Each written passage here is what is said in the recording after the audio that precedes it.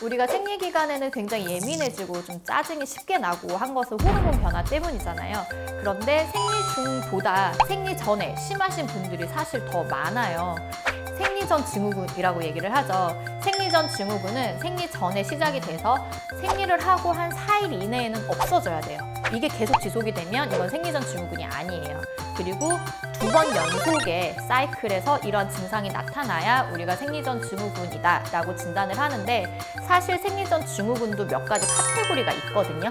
더 기분, 무드, 감정 변화가 더 심하게 생기는 경우라던가 혹은 장애를 일으키는 경우도 있고 몇 가지 장애요, 카테고리로 선생님. 잠깐만, 장애요? 진단명이 장애라는 거죠? 증후군이 아니라 네.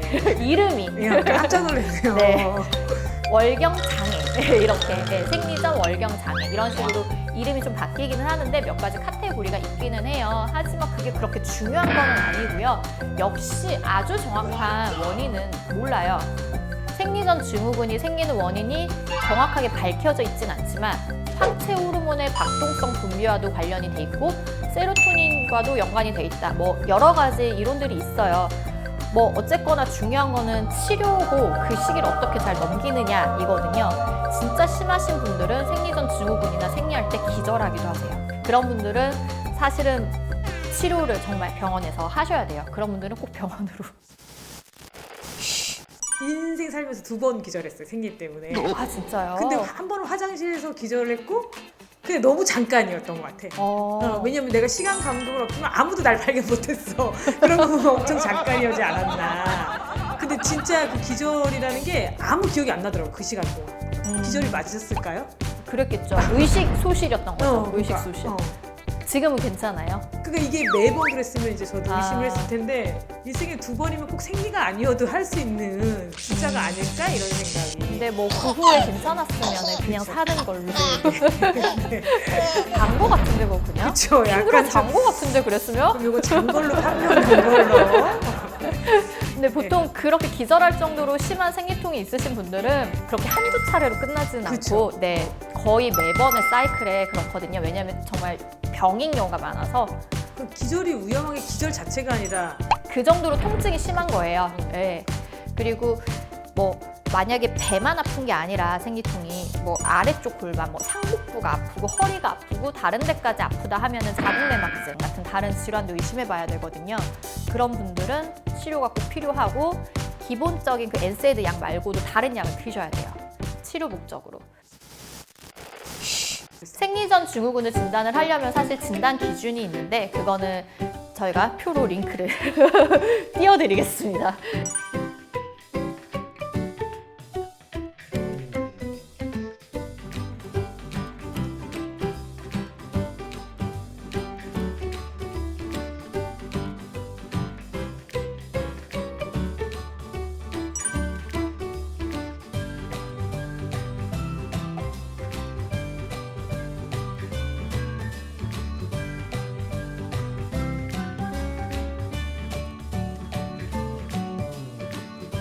여기에 해당하시는 분들은 의심을 해보시면 되고요. 약물 치료가 필요한 경우도 있고 초반에 우리가 할 수 있는 거는 생활 개선이에요.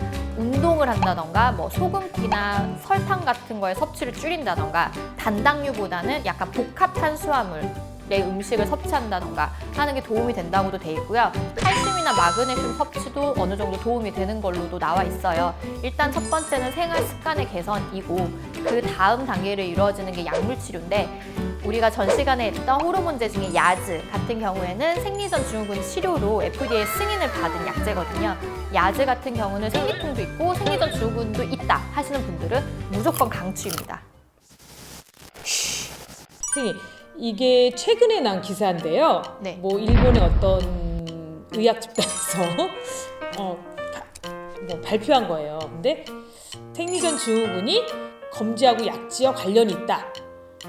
일단 손하고의 관련성은 잘 모르겠고 아마 저 그 기사 그냥 슬쩍 본 것 같은데 어느 논문이었는지 잘 모르겠는데 뭐 약지가 더 길면 검지보다 약지가 더 긴 여성이 남성 호르몬이 더 많더라.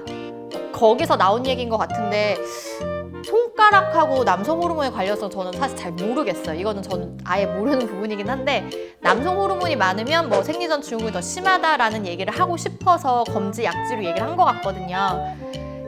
여러 가지 카테고리가 있다고 말씀을 드렸잖아요. 그 중에서도 약간 기분 장애, 생리전 증후군일 때 막 우울하고 막 불안한 게 더 심하신 분들 같은 경우에는 안드로겐이랑 연관이 있는 경우가 좀 있어요. 안드로겐이 조금 더 올라가신 분들이 이런 감정적인 게 불안정한 경우가 좀 더 많거든요. 이런 분들은 그럴 수도 있어요. 그래서 완전 틀린 얘기는 아닐 것 같아요. 근데 이 손가락을 잘 모르겠어. 근데 나는 이게 더 긴데 생리전 증후군 없거든요. 봐봐요. 유빈이 언니. 이게 검지죠, 얘가. 네. 약지 더 긴데? 있으세요? 아, 없어요. 없어요? 아, 그럼 틀린 건가 봐. 근데 안드로겐하고의 관련성은 어느 정도 있다는 정답입니다. 오늘 의사 언니의 한마디. 여자친구의 그날 피할 수 없다면 즐기세요. 입니다.